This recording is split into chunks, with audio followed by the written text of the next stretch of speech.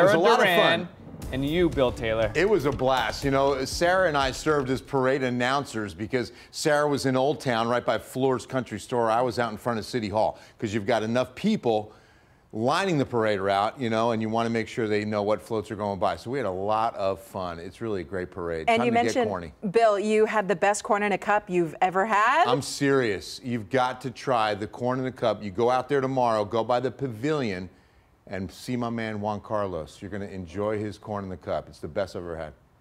All right. Just saying. Noted. And even though it did rain, you were mentioning that it kind of worked out that it was at the end. It did. It was just a little bit of light rain. It picked up a little bit at the end of the parade. So that was good news. But now, time to watch for some heavier rain as we head into Sunday. You know how soupy it's been. Let's take a look. You can see the humidity when you look at this time lapse over Calaveras Lake today. This has been every day, all week long. And you notice how we didn't get any heavy rain out of it? Well, that means there's still a lot of what we call precipitable water. And that means it's going to try to rain out. We've got a couple of triggers out there, the West Texas dry line and a cold front. Now, don't get too excited about the front. Not going to move through and really drop these dew points. As a matter of fact, the dew points are here to stay. They're up close to 70, very tropical air. We're at 68 tonight, but look at Uvalde still at 76.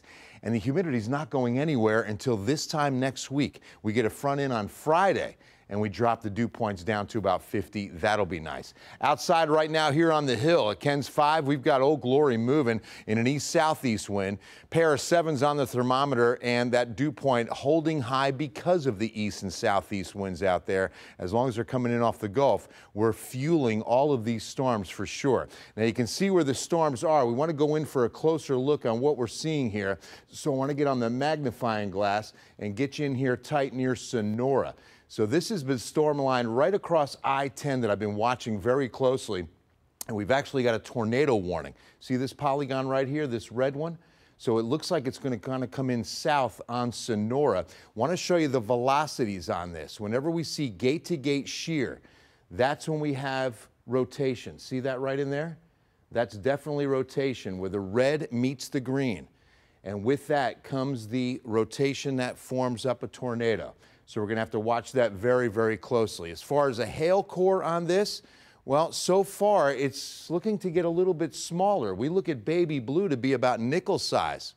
That's not too bad at all. So as far as the hail goes, it's getting a little bit smaller out there tonight, and that is good news. But what I want to see and watch develop are these storms to the south. See how it's starting to fill in north of Del Rio?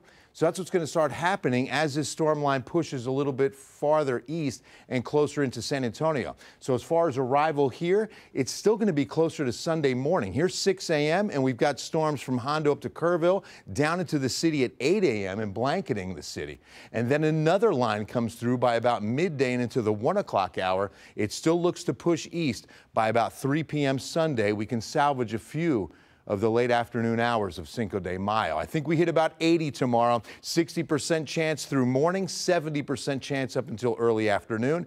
Then we're dry and we're hot. Look at the mid-90s we're going to reach by Wednesday, but at least we start getting some sunshine. That's always a good thing. Speaking of good things, Casey Vieira, good to see you, my brother.